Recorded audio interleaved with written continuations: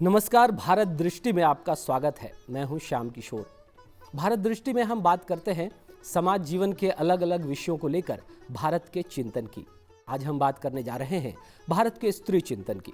स्त्री प्रश्न पूरी दुनिया के लिए उलझनों वाला प्रश्न रहा है। भारत की बात करें तो यह उलझन और भी गहरी हो जाती है, क्योंकि हम नारी को लेकर विरोधाभासों में जीते हैं। विचार और व्यवहार में घोर अंतर पाते हैं। उन्हें देवी भी मानते हैं और तिरस्कार भी करते हैं। जननी कहकर सिर माथे पर बिठाते हैं और दुराचार की घटनाओं से खुद को शर्मसार भी करते हैं। स्त्री विमर्श का रूप सार्वजनिक मंचों पर और दिखता है और घरों की चार दीवारी के अंदर कुछ और। पुरुषवादी समाज यह मानने को तैयार नहीं कि जन्म देने वाला हमेशा बड़ा होता है। यह भी मानने को तैयार नहीं कि प्रकृति ने अगर स्त्री को इसका अधिकारी बनाया तो उसे पुरुषों की तुलना में कहीं अधिक शक्ति और योग्यता भी दी है। प्रश्न है कि अनंत की इतनी शक्तियों को समेटे स्त्रियों के लिए मैथिली शरण गुप्त को यह क्यों लिखना पड़ता है कि नारी जीवन हाय तुम्हारी यही कहानी, आंचल में है दूध और आंखों में पानी। जयशंकर प्रसाद को भी यह क्यों लिखना पड़ता है, नारी तुम केवल श्रद्धा हो, विश्वास रजत नग पगतल में, पीयूष स्रोत सी बहा करो जीवन के सुंदर समतल में। तो आज भारत दृष्टि में चर्चा भारत के स्त्री चिंतन की करेंगे। चर्चा की शुरुआत, लेकिन उससे पहले देखते हैं यह रिपोर्ट। इस देश की सभ्यता और संस्कृति प्राचीन है। सदियों से यहाँ मातृशक्ति की पूजा होती रही है।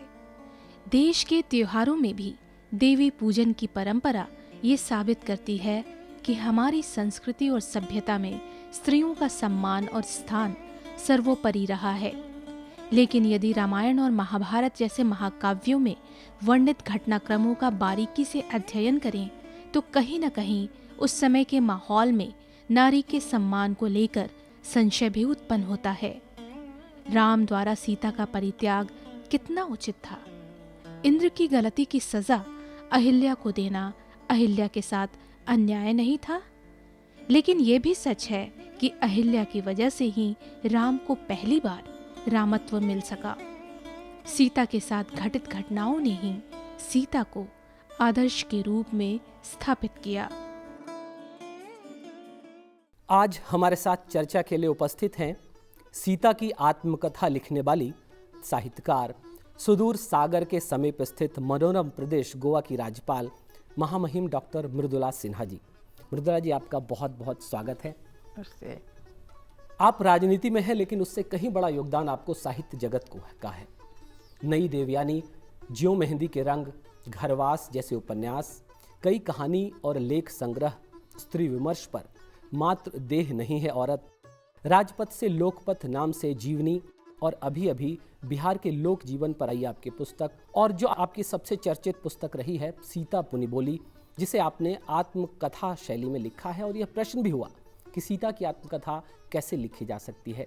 आपसे चर्चा शुरू करूं इससे पहले मैं आपसे जुड़ा दो और तथ्य बताना चाहूँगा कि आपका जन्म राम सीता विवाह के दिन हुआ और सीता का जीवन या स्त्री जीवन आपकी लेखनी का केंद्रीय विषय रहा है। आपने कहीं बताया भी है कि विवाह के समय आपको पुस्तकों की पेटी देकर विदा किया गया था। आपकी अभी तक कई पुस्तकें आ चुकी हैं। आपका बहुत बहुत स्वागत है। मृदुला जी, आप स्वयं स्त्री हैं। स्त्री विषय को केंद्र में रखकर आपने कई पुस्तकें लिखी हैं।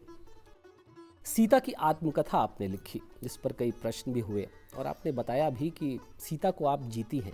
मेरा आपसे प्रश्न है आज भारत दृष्टि में कि सीता का जो जीवन है उसे हम भारतीय स्त्री का आदर्श रूप मानते हैं, लेकिन क्या सच में वो आदर्श रूप है? और साथ में यह भी कि क्या आज का समाज उस आदर्श को स्वीकार करता है? बहुत अच्छा प्रश्न आपने पूछा। प्रश्न बहुत लंबा है,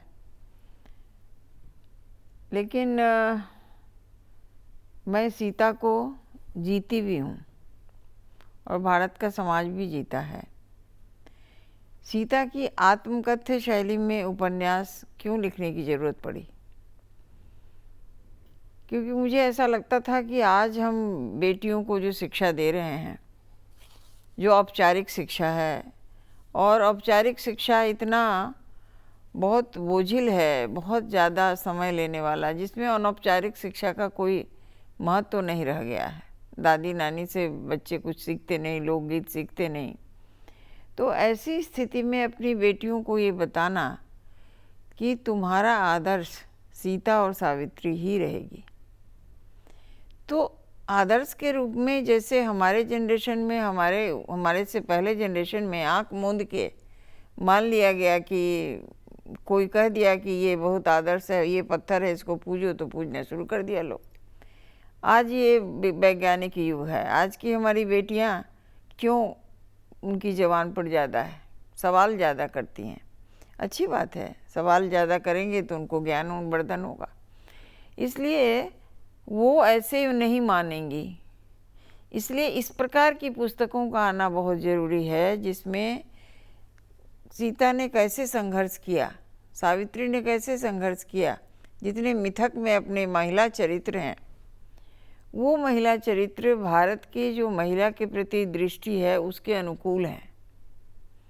अब और बात है कि उसमें कुछ कहानियाँ ऐसी आई हैं, प्रसंग ऐसे आए हैं कि आज के बच्चे उसमें विश्वास नहीं करेंगे, नहीं करना चाहिए, या आज के बच्चे उसको नकारा करेंगे, गलत किया, ऐसा नहीं करना चाहिए था, वो भी ठीक है। तो ऐसा कहानियों के माध्यम से, उपन्यास के माध्यम से लिखना आवश्यक है। इसलिए सबसे पहले मैंने सीता का चरित्र लिया और उसके बाद से सावित्री, मंदोदरी, अब अहिल्या, ये सब चरित्र पर आत्मकथ्य शैली में मैंने लिखा है। आत्मकथ्य शैली लिखने का मतलब भी है कि विश्वसनीय होता है कि वो स्वयं कह रही है। तो उसमें लिखने में मुझे ये लगा कि कई जो लोक कथाओं में, लोकमानस पर जो सीता है, बाकी तो शास्त्र में है, और बड़े बड़े ले लें तो रामचरितमानस और वाल्मीकि रामायण है, वो आधार है। लेकिन उन्हीं में से पढ़ते पढ़ते, जानते जानते और जो लोकमानस बना है वो सीता को कैसे लेता है, उस लोकमानस में सीता कैसी है। आज भी लोकमानस में सीता का वही रूप है जो हमारे आध्यात्मिक चिंतन में रहा है। ठीक है, मानते हैं इस बात को। आपने थोड़ा संकेत किया कि सीता के साथ जो हुआ, मैं चाहूँगा कि आज की हमारी चर्चा का विषय चूँकि स्त्री विमर्श है, सीता देवी हैं, भगवान राम की अर्धांगिनी हैं, पत्नी हैं, उनके साथ जो हुआ उसकी पौराणिक और दार्शनिक व्याख्या अलग हो सकती है, लेकिन सांसारिक रूप में उनके साथ जो हुआ उसे सीधा सीधा अन्याय कहेंगे। घर से निकाल दिया जाना, बिल्कुल, अग्नि परीक्षा देना, लवकुश का जंगल में पैदा होना, इसको कैसे देखेंगे? नहीं, ये तीनों ही घटनाएं जो सीता के जीवन में आई, उन घटनाओं से, उन प्रसंगों में वह उभर के आती है, वीर बनती है और बहुत संघर्ष करके और एक अपना व्यक्तित्व कायम करती है। इसीलिए तो सीता सीता है। ये तीनों प्रसंग सीता के जीवन में, उसको घर से निकाल देना, राम जितना, जैसा हम पढ़ते हैं, देखते हैं कि इतना प्यार करते थे, उनको आदर करते थे अपनी पत्नी को, और उसको एक धोबी के कहने से हटा दिया। तो इसका एक प्रसंग अलग है, ये गलती तो राम की हुई। लेकिन सीता का जहाँ तक सवाल है, सीता ने किस तरह से उस स्थिति को भी लिया। सीता ने पहली महिला ऐसी है जो जंगल में जाकर बच्चे को जन्म देना और राम की छवि मन में रखना और उसके अनुरूप अपने दोनों बच्चों को बनाना, और यह सोच के भी उनका ये करना कि ये बच्चा फिर से अयोध्या का राजा बनेगा। लेकिन फिर जब अयोध्या जाने की बात हुई तो राम के गिड़गिड़ाने पर भी, रोने चिल्लाने पर भी वो उनके साथ रहने की तैयार नहीं हुई। ऐसी स्वाभिमानी है सीता। आप कहना चाह रहे हैं कि राम ने जो किया वो कतई गलत था, उसे किसी भी रूप में सही लेकिन नहीं सीता ठहराया ने जा उसको सकता। दूसरे रूप में, सकारात्मक सीता ने रूप उन में ले लिया, परिस्थितियों में भी जो आदर्श प्रस्तुत कायम किया, वो ज्यादा बड़ी बात है। इसीलिए तो सीता सीता है। बहुत सही बात है। लेकिन एक ऐसी ही घटना हम और भी देखते हैं, पौराणिक आख्यान में मिलता है कि देवी अहिल्या, वो भी देवी हैं, ऋषि गौतम की पत्नी हैं। इंद्र की गलती है और श्राप देवी अहिल्या को मिलता है। वर्षों वो पत्थर रूप में रहती हैं, राम के चरण पर पड़ते हैं तो वो जाकर उनका फिर से वो स्त्री रूप में आती हैं। इसे भी क्या अन्याय नहीं कहेंगे? नहीं नहीं, इसे अन्याय कहेंगे। और स्वयं जैसे मैंने जो अभी लिखा है, पुस्तक लिखी है, तो उसमें हमने बार बार वो अहिल्या के मन की बात की है। अन्याय तो स्वीकार किया है, लेकिन उसके बारे में वो जा कर के स्वयं पश्चाताप करते हैं। वो उनसे भूल हो जाती है, मनुष्य रूप में किसी से भी इस गलत परिस्थितियों को देख करके भूल होगी, जो भी होगा। तो एक तो पश्चाताप करते हैं, जो भी है। लेकिन इसने ये स्वयं जड़वत हो गई, पत्थर सी हो गई, मतलब क्या है, जड़वत हो गई, पत्थर परस्तर सी हो गई, पड़ी हुई है। और एक बात इसका एक एंगल है, सकारात्मक पक्ष है कि राम को यह पहला अवसर था जब राम को रामत्व मिलना प्रारंभ हुआ। राम ने पहला, किशोर राम एक महिला का उद्धार करते हैं, महिला को संतोष देते हैं, सांत्वना देते हैं। ये उद्धार पत्थर को छुए और ये हो गई, ये तो अलग बात है, लेकिन उनको किसी भी तरह से उन्होंने समझाया बुझाया, जो भी। तो इसका ऐसा प्रभाव पड़ा कि समाज में राम एक इतना बड़ा व्यक्ति है जो एक महिला को उस मन स्थिति से उबारा, पत्थर से उनको फिर से मानवी बनाया। तो ये बहुत बड़ी बात जाती है और यहीं से शुरुआत होती है राम के पक्ष में उनको रामत्व मिलना। तो एक आदर्श जाता है, एक मन में एक समाज के सामने एक आदर्श उपस्थित होता है कि पुरुष के द्वारा महिलाओं को कैसे सम्मान मिलना चाहिए। छोटा सा प्रश्न जिसकी बात हम प्रस्तावना में कर रहे हैं, भारत में स्त्री चिंतन को लेकर विरोधाभास की बात। दुर्गा को हम देवी के रूप में मानते हैं, शक्ति की देवी हैं, लेकिन स्त्रियों में अपने यहाँ शक्ति कम है किसी भी क्षेत्र में देखें तो। लक्ष्मी धन की देवी हैं, लेकिन स्त्रियों में धन की स्वतंत्रता कम है।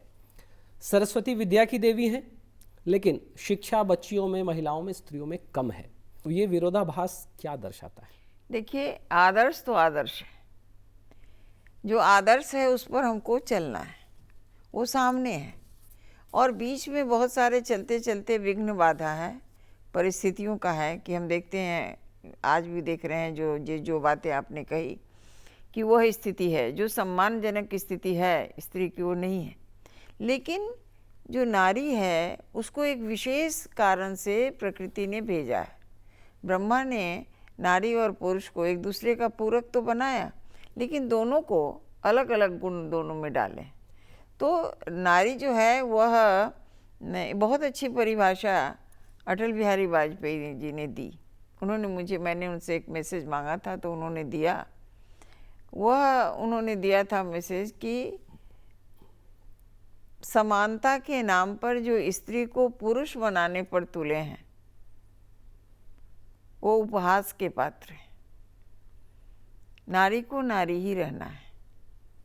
देखना सिर्फ यह है कि हार मांस की बनी है नारी, न कठपुतली बनकर जिए, न उड़न पड़ी बनकर देश की धरती से नाता तोड़े। बहुत अच्छी बात है, इस पर विस्तार से चर्चा करेंगे। आधुनिक संदर्भों में स्त्री विमर्श विशेष करके भारत में कहाँ पहुँचा है, ब्रेक के बाद आएंगे तो इस विषय पर चर्चा करेंगे माननीय मृदुला सिन्हा जी से। आप बने रहिए लोकसभा टीवी के साथ। ब्रेक के बाद भारत दृष्टि में आपका एक बार फिर से स्वागत है। हम आज चर्चा कर रहे हैं भारत के स्त्री चिंतन की। अब थोड़ी बात आधुनिक स्त्री विमर्श की। आज भारत में जिस तरह का विमर्श चल रहा है उसे समझना बड़ा ज़रूरी है। जो बात ब्रेक में जाने से पहले जो बात सामने आई कि स्त्री पुरुष के बीच की असमानता को दूर करने के क्रम में हम उनके बीच के अंतर को भी पाट रहे हैं। करेंगे इन विषयों पर चर्चा, लेकिन इससे पहले देखते हैं अपनी यह रिपोर्ट। आधुनिक समय की बात करें तो महिलाओं के लिए संसार का फलक और विस्तृत हुआ है। वे हर क्षेत्र में आगे बढ़ रही हैं। उन्हें प्रोत्साहित करना समाज के हर व्यक्ति का कर्तव्य बनता है। लेकिन मुश्किलें तब शुरू होती हैं जब स्त्रियों की स्वतंत्रता के नाम पर, स्त्री विमर्श के नाम पर पुरुषों के खिलाफ मुहिम शुरू हो जाती है। स्त्री और पुरुष एक दूसरे के पूरक हैं। ना तो स्त्रियों के बिना किसी समाज की कल्पना की जा सकती है और ना ही पुरुषों के बगैर किसी समाज के बारे में सोचा जा सकता है। हमारे देश में अर्धनारीश्वर की परिकल्पना की गई है, यानी सदियों से यहाँ ये माना जाता रहा है कि जैसे स्त्री के बिना पुरुष अधूरे हैं, वैसे ही पुरुष के बिना स्त्री अपूर्ण है। एक स्वस्थ और अच्छे समाज के लिए दोनों की सम्मानजनक स्थिति जरूरी है। महिला सशक्तिकरण का अभियान जब पुरुषों से तुलना और कभी-कभी उनसे आगे निकलने की होड़ बन जाता है, तब अनजाने में स्त्रियां अपना मूल स्वरूप खो देती हैं। मृदुला जी, हम चर्चा कर रहे हैं भारत के स्त्री विमर्श की। पौराणिक आख्यानों को आपने बड़े ही नए आयाम से हम सभी के सामने प्रस्तुत किया है। मैं बात करूंगा आप आधुनिक संदर्भों में जो स्त्री विमर्श चलता है उसके मैं दो पक्ष देखता हूं। स्त्री चिंतन का विमर्श पुरुषों के बीच भी चलता है और स्त्रियों के बीच भी। दोनों ही जगह चल रहे चिंतन को आप कैसे देखती हैं? दोनों में क्या अंतर पाते हैं? देखिए, दोनों जगह जो भिन्नता है स्त्री और पुरुष के मानस में, उसके कारण वह भिन्नता विमर्श में भी दिखती। लेकिन एक वर्ग है जहाँ स्त्री और पुरुष दोनों मिलकर जो इस विचार के हैं कि स्त्री को आगे बढ़ाना चाहिए, स्त्री की आवश्यकता समाज में, समाज के निर्माण में पुरुषों से भी ज़्यादा है। दोनों बराबर हैं, स्त्री भी ज़रूरत है, पुरुष की भी ज़रूरत है, लेकिन स्त्री समाज के निर्माण में उसकी भूमिका ज़्यादा होती है, इसलिए बड़ी भूमिका होती है। इसलिए उस विमर्श में बात आती है कि स्त्री पर जितने भी आज अत्याचार हो रहे हैं उसको मानना होगा। वो हमारा इतिहास था जिसका हम गौरव गाथा गाते हैं, लेकिन समय समय पर हम गिरते भी हैं, हम ठेस लगती है हमें, और स्त्री का भी जो स्टेटस है, जो उनका स्तर है, वो गिरता है, समाज उसको अपमानित करता है। तो ऐसी स्थिति में हम स्त्री को कैसे अच्छी शिक्षा दें, उचित शिक्षा, क्योंकि वह ब्रह्मा के द्वारा, सृष्टि के द्वारा निर्मित में वह विशेष है। मैं कहती हूँ कि वो बराबर नहीं हो तुम पुरुष के, तुम विशेष हो। तो विशेष जब है तो उसको विशेष शिक्षा चाहिए, विशेष सुरक्षा चाहिए, विशेष स्वास्थ्य की सुविधाएं चाहिए, विशेष सम्मान चाहिए। तो ये चीज़ें कैसे मिले स्त्री को, इसके लिए तमाम सरकार है, समाज है, जनता है, वो प्रयासरत है। मैं हमेशा कहती हूँ कि तुमको जल थल नभ पर तुम जा सकती हो, जाओ। समाज ने तुमको समय दिया है, अवसर दिया है, पिता ने तुमको अवसर दिया है, तुम जा रही हो और जाओ। लेकिन अंतर ये है कि माँ तुमको बनना पड़ेगा, और माँ बनना बहुत बड़ी विशेषता है। समाज के लिए भी वो आवश्यक है, सृष्टि के लिए आवश्यक है, और स्वयं स्त्री के लिए भी, स्वयं स्त्री के लिए आवश्यक। तो कभी कभी स्त्री अपने बीच, स्त्री के बीच जब विमर्श, कुछ संस्थाएं हैं, कुछ लोग हैं, तो वो बिल्कुल इसमें आ जाते हैं कि नहीं, हमारे ऊपर जो अत्याचार हो रहा है, इतने दिनों से अशिक्षित रखा गया, लड़कियों को पर्दे में रखा गया, ये है वो, तो उसके रिएक्शन में आता है, और वो चाहते हैं कि नहीं, वो पुरुष विरोधी हो जाते हैं। ठीक नहीं, बिल्कुल यही प्रश्न, पुरुष विरोधी नहीं होना, क्योंकि दोनों एक दूसरे के पूरक है, उनको तरहना ही है। स्त्री के विकास कराना है तो पुरुषों को में संज्ञानता लाओ। ठीक यही प्रश्न जो आपने पहले ही उसका कुछ संकेत दिया है, जो स्त्री मुक्ति आंदोलन चलता है पूरी दुनिया में भी, भारत में भी, उसमें यह सबसे बड़ी गड़बड़ी है कि असमानता को पाटने के क्रम में अंतर को, मौलिकता को भी पाट दे रहे हैं। पुरुष के बराबर लाने के चक्कर में वो सारे ही काम स्त्रियां करना चाहती हैं जो स्त्रियोचित नहीं है, और इसी को स्त्री मुक्ति आंदोलन का नाम दिया जा रहा है। देखिए, स्त्री मुक्ति आंदोलन तो अब खत्म है, ये भारत में भी नहीं है, बिल्कुल नहीं है। अब बाहर जहाँ से इसका उद्गम हुआ वहाँ भी खत्म हुआ, क्योंकि ये स्वाभाविक नहीं था। यहाँ तक कि ये बात यहाँ तक आगे बढ़ी, स्त्री ये पुरुष वाला काम सब करेगी, पुरुष की ज़रूरत नहीं है, तो वो तो भारतीय नारी को कभी कबूल हो ही नहीं सकता था, हुआ ही नहीं। लेकिन पश्चिम में भी नहीं है, क्योंकि स्वाभाविक नहीं है प्रकृति। मैं हमेशा कहा करती हूँ कि ये जितने विकास, जितनी रचना आप देखते हैं, जो कुछ हम करते हैं, वो क्या करते हैं, प्रकृति ने जो कुछ बना के दे दिया, चाहे वो पहाड़ हो, नदी हो, सारी चीज़ें हो, और प्राकृतिक चीज़ें हो, या फिर स्त्री और पुरुष को, मादा और नर को बना दिया है, सभी जाति में, सभी प्रजाति में, उसी के संरक्षण में, उसी के विकास में हम लगे हुए हैं। यही काम हम कर रहे हैं, किसी भी माध्यम से, किसी भी मंत्रालय से, किसी भी, सब यही कर रहे हैं। तो ये करते हुए हमें स्त्री और पुरुष, स्त्री विमर्श के लिए पुरुषों को अलग करके चलेंगे तो वो नहीं चलेगा, ये रिएक्शन में होगा, प्रतिक्रिया स्वरूप होता है। समदृष्टि कैसे हो, रूप में कैसे लेकर हम चलें, और कैसे लेकर चलें, अपने इतिहास को भी देखें, अपने कल को भी देखें, अपने वर्तमान को भी खंगालें, और भविष्य में हमारी बेटियों को किधर ले जाना है, क्या करना है, बहुत सही, उनको कितनी सुविधाएं देनी है जिससे वो अपना जो काम है बाहर का भी भीतर का भी ठीक से कर सके, ये दृष्टि रखनी है, काम करना। आपकी एक और पुस्तक है, मात्र देह नहीं है स्त्री, स्त्री विमर्श पर बड़ी अच्छी पुस्तक है। विश्व की प्रसिद्ध लेखिका है सिमन द बोवार, फ्रांस की, द सेकेंड सेक्स, जिसका हिंदी अनुवाद आया, स्त्री उपेक्षिता, बड़ी चर्चा रही। उसमें दो स्थापनाएं वो करती हैं। एक स्थापना जो आपने भी अपनी पुस्तक में लिखा है कि स्त्री मात्र देह नहीं है।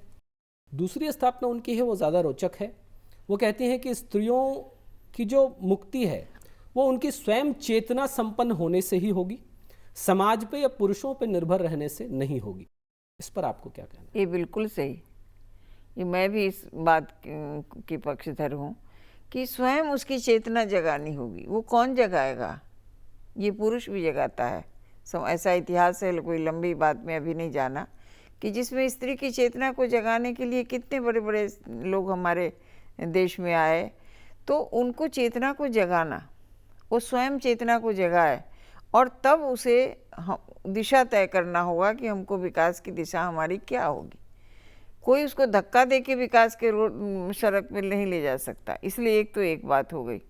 दूसरी ये बात हुई कि जब महिला आगे बढ़ने लगती है तो मेरा ये विश्वास है कि कोई भी पुरुष उसकी टांग नहीं खींचता, उसको प्रसन्नता होती है।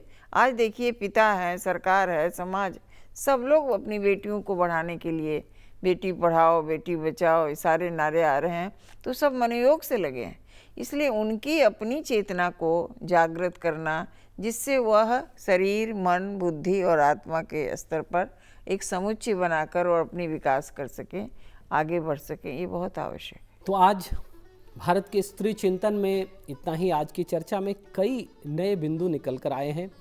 सीता और अहिल्या के साथ जो हुआ वो निश्चित तौर पर अन्याय था, लेकिन उन परिस्थितियों में सीता ने जो आदर्श प्रस्तुत किया, अहिल्या ने जो आदर्श प्रस्तुत किया, वो उससे ज़्यादा बड़ा आयाम है और उसे समझने की ज़्यादा आवश्यकता है। सीता ने उन परिस्थितियों में भी राम को अपने हृदय में रखा, उस परिस्थितियों का मान रखा। अहिल्या को जब राम उनको सम्मान देते हैं, मतलब पुरुष को समाज की गलती का एहसास होता है तो स्त्री को वो सम्मान देते हैं, तो जाकर राम भी धन्य होते हैं। राम को जो रामत्व मिलता है उसका बहुत बड़ा श्रेय देवी अहिल्या को जाता है। स्त्री और पुरुष दोनों समान नहीं हैं, स्त्रियां कहीं विशेष हैं और इस कारण से उनको विशेष संरक्षण, विशेष प्रोत्साहन और विशेष सम्मान की आवश्यकता है। यह बात भी सामने आई है। और अंत में हम चर्चा में यहाँ तक पहुँचे कि आज ऐसा कतई नहीं है। स्त्रियां आगे बढ़ती हैं तो पूरे समाज को, सरकार को, एक एक समाज से जुड़े पुरुष को ज़्यादा आनंद आता है। तो स्त्री विमर्श विशेष करके भारत में आज के समय में बदल रहा है। भविष्य में हम और आशान्वित हो सकते हैं। स्त्रियों की भागीदारी हर क्षेत्र में बढ़ रही है। यह बड़े ही हर्ष का विषय है, गौरव का विषय है, पूरे समाज के लिए सम्मान का विषय है। तो आज की चर्चा को हम यहीं विराम देते हैं। मृदुला जी, इस चर्चा में हिस्सा लेने के लिए आपका बहुत बहुत धन्यवाद और ये कार्यक्रम देखने के लिए हमारे सभी दर्शकों का भी बहुत बहुत धन्यवाद। नमस्कार। आप बने रहिए लोकसभा टीवी के साथ।